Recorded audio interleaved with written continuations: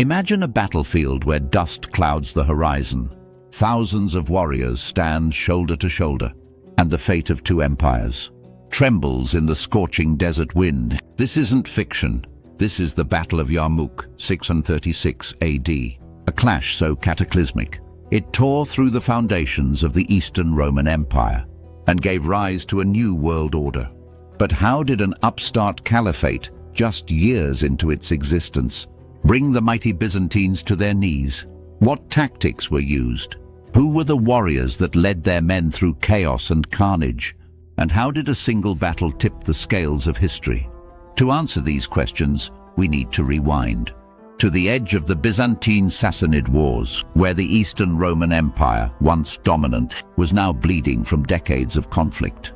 As Emperor Heraclius clung to the remnants of his power, a new force surged from the Arabian Peninsula, the Rashidun Caliphate. Galvanized by faith and fueled by recent victories, turned its eyes northward. With lightning-fast mobilization and fearless leadership, they expanded with stunning speed. Their sights now set on Syria, a jewel of the Byzantine world. By 636, the stage was set. Both sides amassed their forces along the Yarmouk River, near the borders of modern-day Syria and Jordan. The Byzantines brought a massive army, a coalition of Greeks, Armenians, Ghassanids, and more, bolstered by years of imperial experience.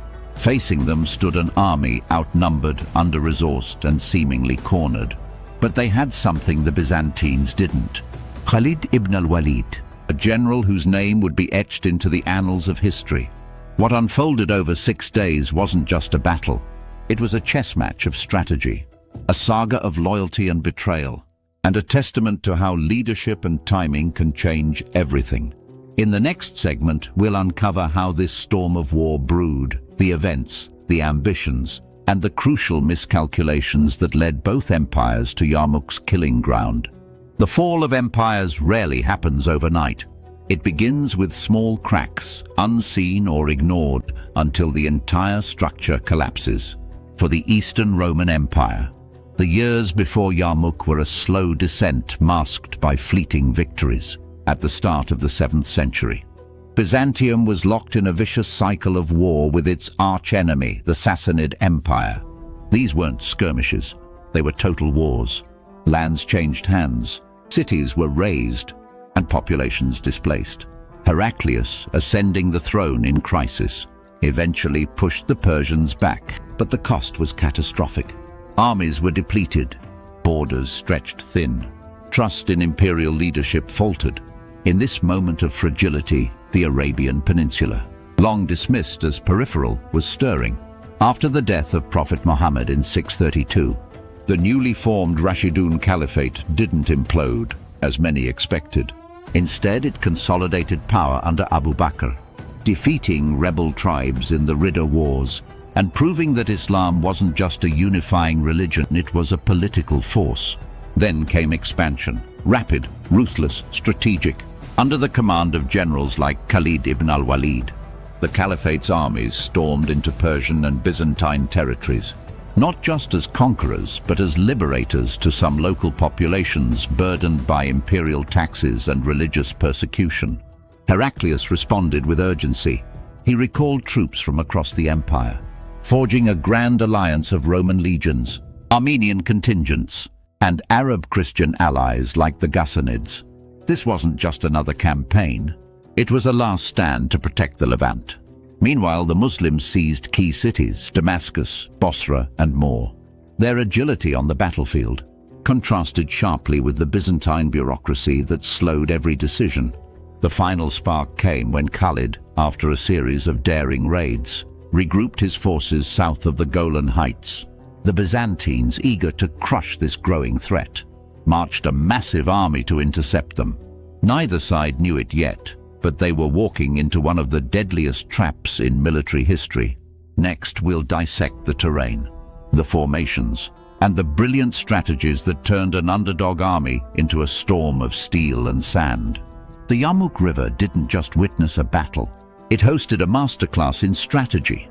To understand the brilliance of what unfolded, we need to picture the terrain, the formations, and the critical decisions made before swords ever clashed. The battlefield stretched near the present-day borders of Syria and Jordan, bordered by steep ravines, rocky cliffs, and the deep gorge of Wadi al-Rukad. The location favored no retreat. Any mistake could mean annihilation. It was Khalid ibn al-Walid who chose this ground, not as a risk but as a trap. The Muslim forces, numbering around 25,000, were arranged into tight, mobile divisions. Each had cavalry units poised to strike swiftly or retreat without disorder. Khalid's genius lay in flexibility, while outnumbered nearly 2-1. He refused to anchor his troops in rigid lines.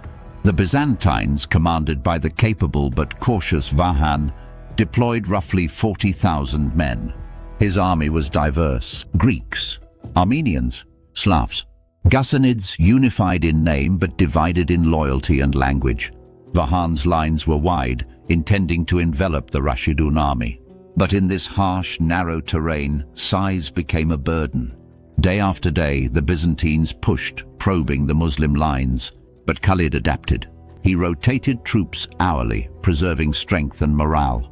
His cavalry, fast, disciplined and relentless, harassed Byzantine flanks, disrupting momentum without committing to a full charge. Then came the turning point. On the final day, Khalid unleashed his mobile guard. A rapid flanking maneuver crushed the Byzantine right, while feigned retreats lured imperial units into ambushes near the ravines. The coordinated cavalry sweep didn't just break lines, it shattered morale.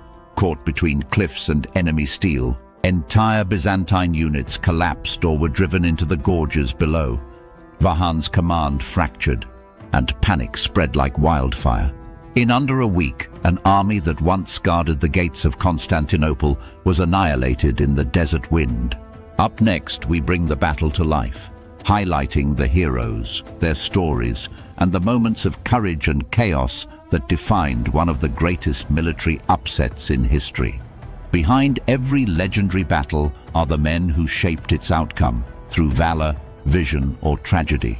At Yarmouk, the desert didn't just echo with the clash of steel, it rang with the names of giants. Leading the Muslim army was Khalid ibn al-Walid, the Sword of Allah, a former Qurayshi warrior who once fought against Islam. Khalid became one of its fiercest champions. At Yarmouk, his leadership was not just tactical, it was electric. He anticipated enemy moves with uncanny foresight and inspired his men through sheer presence. When morale wavered, Khalid would ride through the lines, rallying troops with personal appeals and promises of paradise. His rival, Vahan, was no fool. A seasoned Armenian commander under Byzantine banners, Vahan understood the stakes. His loyalty to the empire was ironclad, and he urged the Byzantines to negotiate early on. But his warnings fell on deaf ears. When the fighting began, Vahan fought with honor. But his multi-ethnic force lacked unity, and unity was everything. Among Khalid's ranks were warriors like Abu Ubaidah ibn al-Jarrah, known for his calm discipline, and Ikrimah ibn Abi Jahl, who once stood against Muhammad at Badr, now seeking redemption. On the final day, Ikrimah reportedly charged into the thick of battle, declaring he'd never retreat again. He died in the assault, but his courage became legend. Female figures too marked this battlefield. Accounts mention Muslim women like Hind bint Utbah rallying fighters, treating the wounded, and even entering the fray. Their presence wasn't symbolic. It was a line between courage and collapse. The fighting was brutal. Soldiers clashed under a sun that showed no mercy. Sand turned red. Shouts of Allahu Akbar and imperial battle cries echoed between the cliffs. For 6 days, both sides gave everything. But it wasn't brute force that won the battle, it was belief. One side fought to preserve a crumbling world order. The other for a rising one they believed was divinely ordained. By the battle's end, tens of thousands lay dead. The Byzantines, once the shield of Christendom, were broken. Their dreams of reclaiming Syria buried in the dust. In the final chapter, we examine what came after, how Yarmouk rewrote the destiny of empires and carved a new map for the world to follow. When the dust settled at Yarmouk, The Eastern Roman Empire was not just defeated, it was shattered. What had once been the empire's eastern shield was now broken, and with it, the last realistic hope of reclaiming Syria.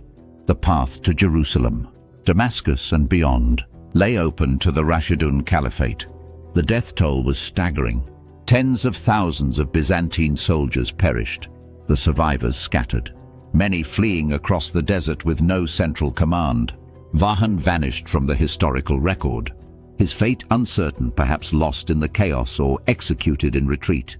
Heraclius, the emperor who had once resurrected Byzantium's fortunes against the Persians, now stood powerless. In one of the most haunting scenes of the era, he is said to have gazed across the sea from Antioch and whispered, "Farewell, Syria, my beautiful province."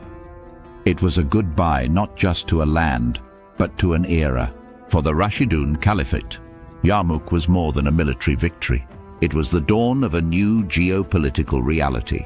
In the years that followed, Islamic rule spread rapidly through the Levant, Egypt and North Africa. The caliphs governed with policies that often offered religious tolerance and lighter taxes, which led many local populations to accept the change with little resistance. But the legacy of Yarmouk isn't just in maps and treaties. It's in the ideas it unleashed about leadership, faith, unity, and the speed at which the world can change. Khalid ibn al-Walid was relieved of command shortly after the battle, yet his legend only grew. His tactics would be studied by generals centuries later, from Napoleon to modern strategists. Yarmouk wasn't a mere end, it was a fulcrum, pivoting history from one civilization to another. It marked the eclipse of Byzantine dominance in the Middle East, and the rapid emergence of a new world led by the Islamic caliphates. And today, when we trace the borders of nations, the roots of religions, and the paths of empires, we still see the imprint of that scorching week in August 636.